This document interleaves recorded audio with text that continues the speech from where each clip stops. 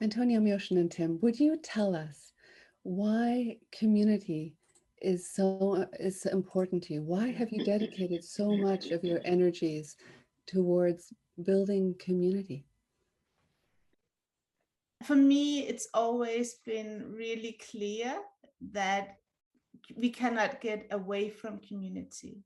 I just, the way that we're born into this world, we are born into a community. And this is something that is around us, just like air is around us, water is around us, something that is a part of being human.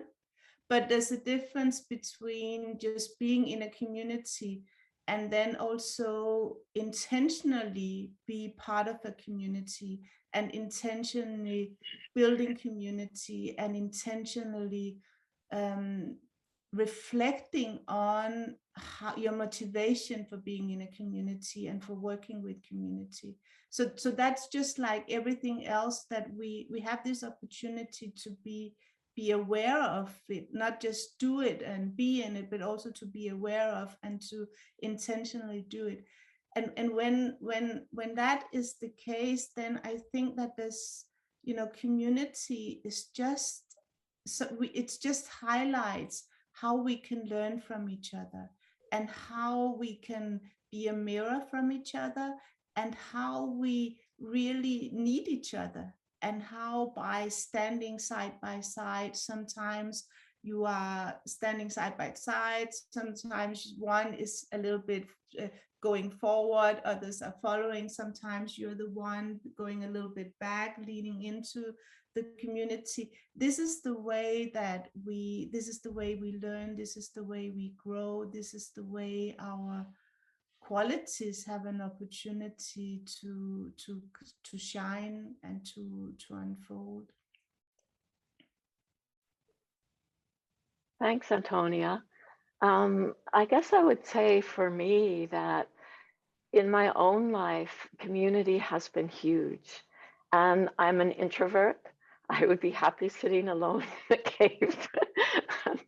And yet, I have been so supported by community in my life.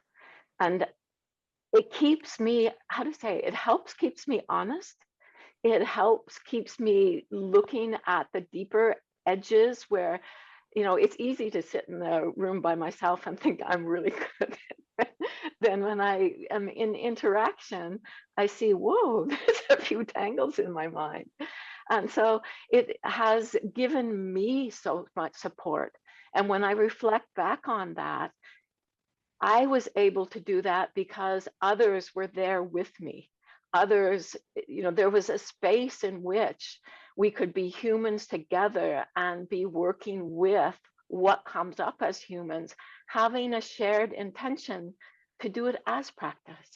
And that is hugely powerful for me, because I know at times I'm with people and they've just no interest in looking at how they're affecting others, what they're experiencing, and the communication stops, or it goes into getting something right, getting something perfect, where when we hold it as practice together, it's like we're being human together, we're vulnerable together, we're opening our hearts. And that's scary. It's scary. I see that that's scary, but it has been so fruitful to do this.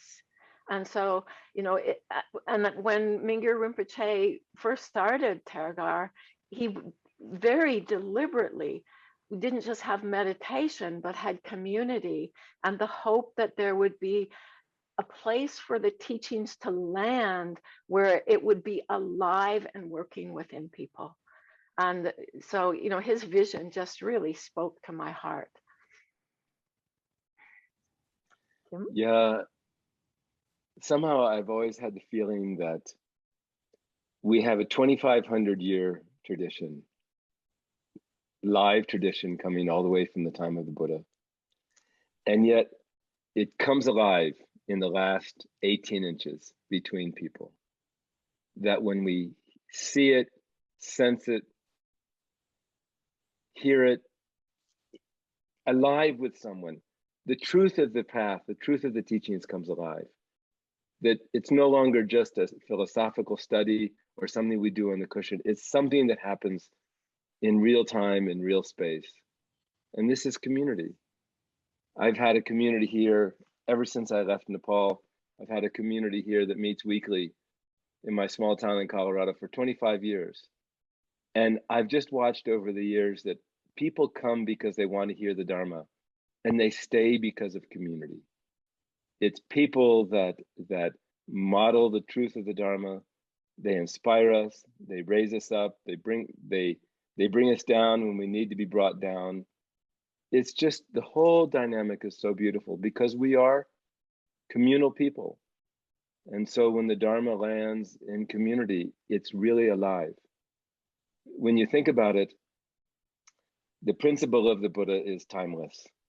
The teachings are timeless. And without a community, there's no place for them to land. Community is our offering to the three jewels. It is what we create so that the Dharma and the teacher or the guru principle can take life. So this is our contribution. So as everyone knows, Thich Nhat Hanh has famously said, the Buddha in the future will be the community. At first, I thought that was another sort of toss-off thing, but I've contemplated it endlessly, and I really think it's true. Many of you know that Ananda asked the Buddha, he said, I don't know how he called him, uncle or friend or whatever he called him. He said, is it true that spiritual friends are half the spiritual path? And the Buddha said, no, Ananda.